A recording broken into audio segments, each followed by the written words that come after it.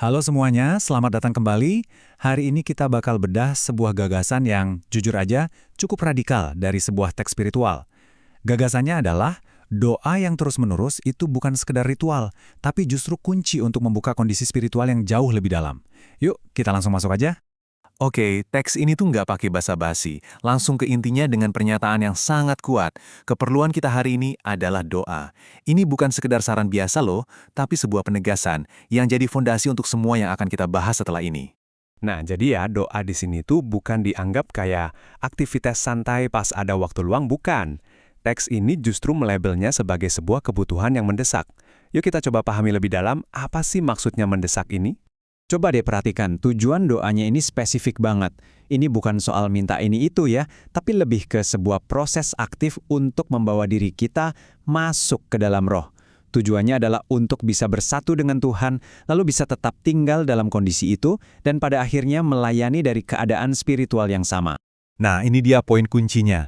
Menurut teks ini, kebutuhan paling besar dalam sebuah komunitas rohani saat ini adalah ya ini, supaya anggotanya itu benar-benar hidup di dalam roh. Ini premis utamanya, dan ini bakal bantu kita banget buat ngerti masalah yang akan kita bahas selanjutnya. Oke, sekarang kita masuk ke bagian yang menarik nih. Kita akan lihat gimana teks ini mengidentifikasi satu akar masalah dari semua problem internal. Dan kenapa ternyata solusi-solusi yang sering kita pakai itu mungkin justru keliru. Wow, ini klaimnya berani banget loh. Jadi dibilang cuma ada satu akar masalah untuk semuanya, dan karena itu, solusinya juga cuma satu. Penekanan pada angka satu ini seolah-olah memaksa kita untuk fokus ke sumbernya, bukan lagi cuma gejalanya. Nah, di sini kita bisa lihat perbedaannya dengan jelas banget. Di satu sisi, ada pendekatan yang ya dianggap keliru lah ya. Sibuk bikin pengaturan ini itu, ngurusin masalah secara langsung. Tapi di sisi lain, teks ini bilang akar masalah yang sebenarnya itu jauh lebih dalam, yaitu orang-orangnya nggak hidup di dalam roh. Nah, ini kan jadi pertanyaan besar ya. Kalau ngatur sana-sini dan manajemen masalah itu bukan jawabannya, terus apa dong solusinya? Disinilah kita masuk ke jantung solusinya. Konsep yang ditawarkan adalah hidup di dalam roh. Yuk kita coba bedah, apa sih sebetulnya hidup di dalam roh itu? Definisinya sendiri sebenarnya cukup jelas. Hidup di dalam roh itu artinya bersatu dengan Tuhan sebagai satu roh. Tapi, yang penting banget dicatat di sini, ini bukan pengalaman sesaat, tapi keadaan yang berkelanjutan. Tujuannya adalah untuk tetap berada dalam kesatuan itu secara terus-menerus. Dan ini dia, klaimnya yang paling mengubah cara pandang. Ketika orang-orang hidup dalam kondisi spiritual ini, masalah-masalah komunitas itu katanya bakal selesai secara otomatis. Coba perhatikan kata otomatis itu. Itu kuncinya. Artinya apa? Solusinya itu bukan kita sibuk benerin masalah satu-satu, tapi itu adalah hasil sampingan dari kondisi rohani kita yang berubah.